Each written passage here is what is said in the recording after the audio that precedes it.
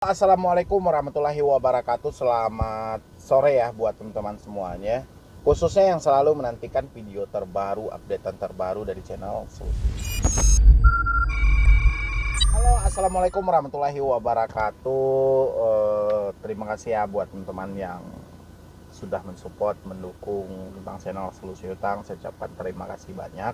Oke, tadi saya sudah update video ya tentang mungkin dari pinjol ilegal yang selalu diumumkan oleh Otoritas Jasa Keuangan.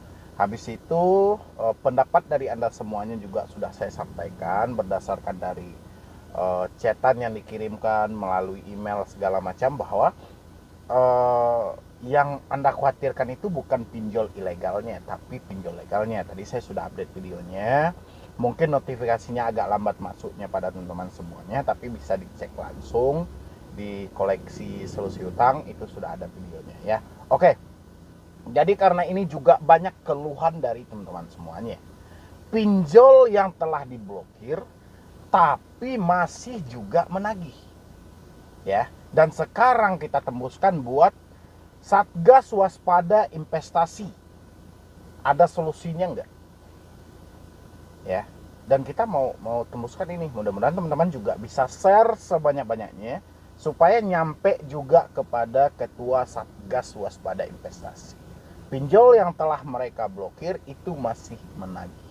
Bagaimana solusi terbaiknya? Ya, ini yang mau kita bahas dan kita sampaikan kepada SW bisa terus naik, meningkat dan meningkat supaya bisa pokoknya subscribernya bertambah lah. Itulah ya. Oke, gini. Pinjol yang telah diblokir kemarin itu masih banyak yang menagih.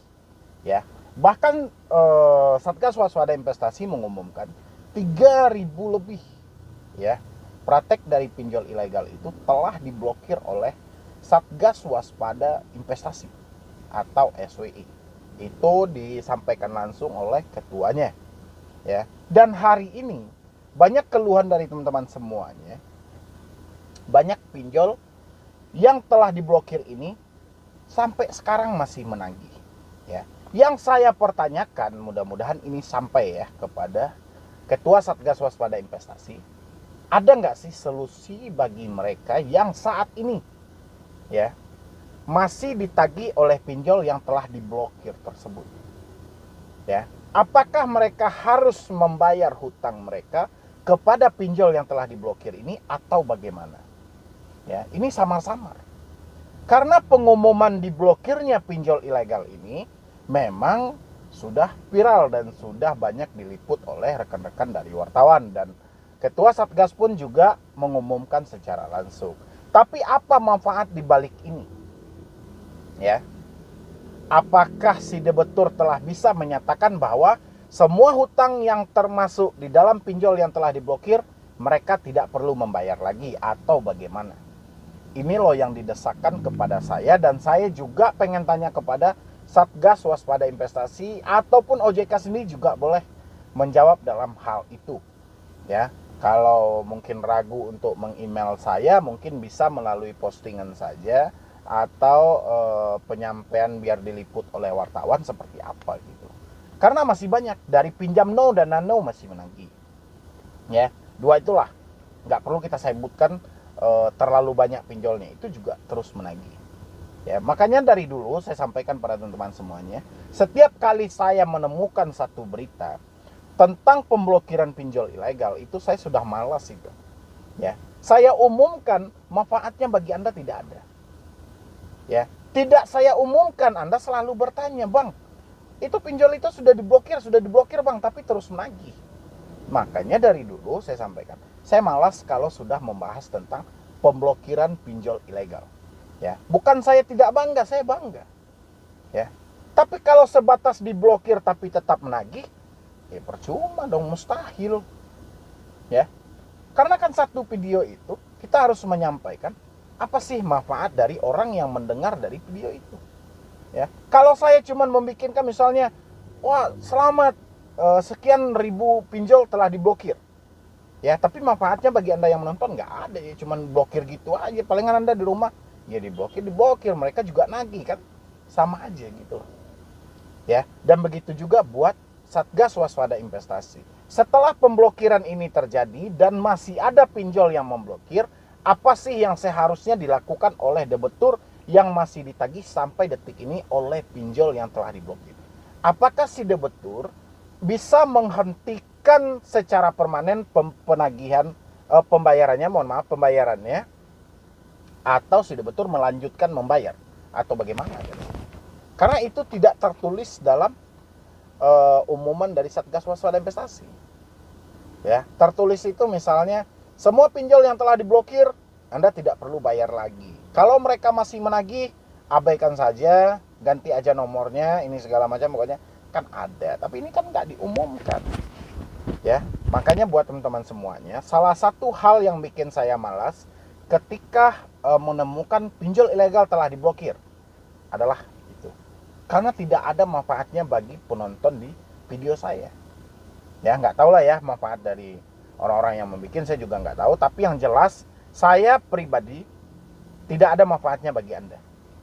Hari ini pinjol itu diblokir, bukan berarti mereka berhenti dalam menagih. Tidak, justru mereka akan makin gila-gilaan menagih. Bahkan ada yang menyampaikan kepada saya, Bang, setelah diblokir, malah pinjol itu membabi buta dalam menagih. Berarti nggak mendapatkan efek jera dong pinjol ini. Ya, itu makanya kita tembuskan kepada Satgas Waspada Investasi, Otoritas Jasa Keuangan atau AFPI sendiri. Bagaimana seharusnya debitur yang masih ditagih oleh pinjol ilegal yang telah diblokir ini? Apakah mereka terus melakukan pembayaran atau mereka bisa mengambil sebuah keputusan untuk berhenti membayar dan tidak perlu dilanjutkan lagi? Ayo silahkan.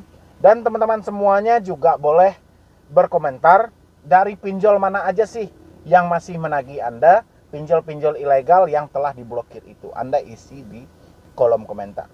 Seperti apa sih pola penagihannya dan nama aplikasinya, pinjol itu masuk dalam blokir di bulan-bulan kemarinkah atau bulan sebelumnya kah atau di bulan kapan gitu loh. Anda boleh isi di kolom komentar.